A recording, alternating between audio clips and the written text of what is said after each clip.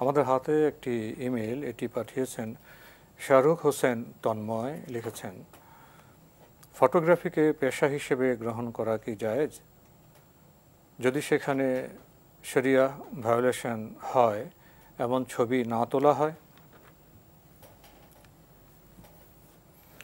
Photography এটাকে পেশা হিসেবে গ্রহণ করা ইসলামী শরীয়তের মধ্যে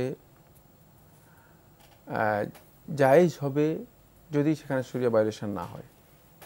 কিন্তু সেক্ষেত্রে শুধুমাত্র তিনি যেই প্রয়োজনের তাগিদে যেই ফটোগ্রাফ রয়েছে সেটাই করবেন, মানে এমন কাজে তিনি নিজেকে ইনভলভ করবেন না যেগুলো অপ্রয়োজনীয় কাজ, মানে সেই ফটোগ্রাফের মধ্যে তিনি যাবেন না। যেমন ফটোগ্রাফটা এখন বর্তমানে অনেক প্রয়োজন, আইডি কার্ডের জন্য প্রয়োজন হয়, পাসপোর্টের জন্য প্রয়োজন হয়, সফরের জন্য প্রয়োজন হয়, তারপরে যে কোনো ধরনের অ্যাপ্লিকেশনের জন্য প্রয়োজন হয়, মানে অনেক কাজের জন্য ফটোগ্রাফের প্রয়োজন হয় তাকে। সেক্ষেত্রে ফটোগ্রাফের এই কাজে যদি কেউ নিজেকে ইনভলভ করেন তিনি মানে গুনাহগার হবেন, ব্যাপারটি এমন নয়, তিনি এই কাজটি করতে পারবেন। আর এই ফটোগ্রাফ আর নবী সাল্লাল্লাহু আলাইহি ওয়াসাল্লাম যে তাসবির বা সুরাতকে নিষেধ করেছেন সেটার মধ্যে কি পার্থক্য রয়েছে, এ নিয়ে আলেমদের মধ্যে বিতর্ক রয়েছে, ইজতিহাদি ইখতিলাফ রয়েছে, মানে সেটার মধ্যে পার্থক্য রয়েছে বলে অধিকাংশ ওলামায়ে কেরামের, এই যুগের অধিকাংশ ওলামায়ে কেরামের বক্তব্য।